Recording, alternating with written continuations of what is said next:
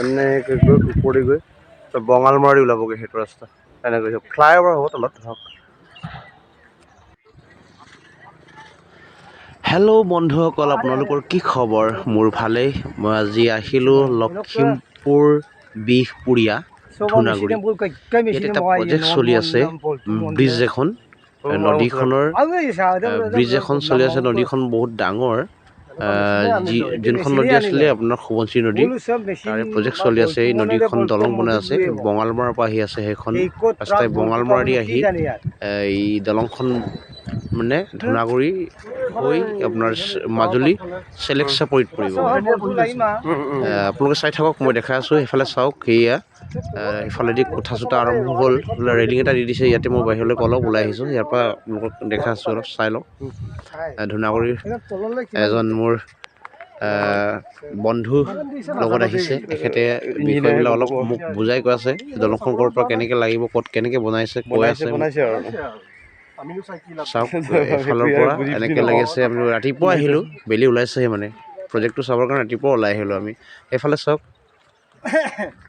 ইয়াত এটা কোঠা এটা আছে। আকৌ এফালেদি মই অলপ ঘূৰণীয়া কৰি দিছোঁ, ঘূৰাই দিছোঁ। এইফালে আছিলে প্ৰজেক্টটো, এইফালৰ পৰা আহিছিলোঁ মই, এইফালৰ পৰা আহিছিলোঁ। এইফালে কোঠা এটা দেখিছে আপোনালোকে, তাৰ পৰা আহিছিলোঁ মই, তাত নামিছিলোঁ এইফালেদি। তাৰপিছত এইফালে গৈ গৈ চাওক, এইফালে গৈ গৈ এইটো 0 পইণ্ট আছিলে, সেইটোত এই 0 পইণ্ট তাৰ পৰা আৰম্ভ হৈছে, এনেকৈ আহিছে। এতিয়া আকৌ অলপ ঘূৰাই দিছোঁ, চাওক ইয়াতে ফেৰী লাগি আছে। ফেৰীখন এফালেদি এতিয়া ধুনাগুৰিৰ পৰা আপোনাৰ চেলেক চাপৰি যাব। নদীখন ডাঙৰ, বহুত ডাঙৰ। সোৱণশিৰি নদীখন আহি ইয়াতে ব্ৰহ্মপুত্ৰ নদীৰ নিচিনা ডাঙৰ হৈ গৈছে। সেইখন নদীতে এতিয়া ব্ৰিজখন বনাইছে, আৰম্ভ হৈছে।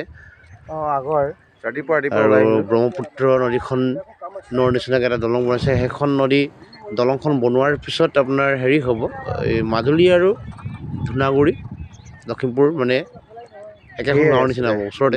আপোনাৰ ফেৰীখন এতিয়া, সেইখন ফেৰী 20 মিনিট লাগে চেলেক চাপৰিলৈকে পাৰ হ'বলৈ। চাওক, আপোনালোকে দৃশ্যবিলাক চাওক। সেইখন ধুনাগুৰিৰ দৃশ্য। এইফালৰ পৰা এনেকৈ আহিছিলোঁ মানে, সেইফালেদি আহিছে। চাওক, সেইখিনিয়েই ধুনাগুৰিৰ দৃশ্য। এখন দলং, ৰেলিং এখন এনেকৈ দি দিছে বাহিৰত বনাবৰ কাৰণে। নদীখন চাওক, সেইফালে ইমান ডাঙৰ সোৱণশিৰি নদীখনকেই বনাইছে এতিয়া। ধৰক আপোনাৰ এই চাউল ধৰাৰ পৰা অহা যোনটো নদী, এই নদীখন গৈ মেলি আহি ইমান ডাঙৰ এখন ব্ৰহ্মপুত্ৰৰ নিচিনা নদী হৈ গৈছে মানে।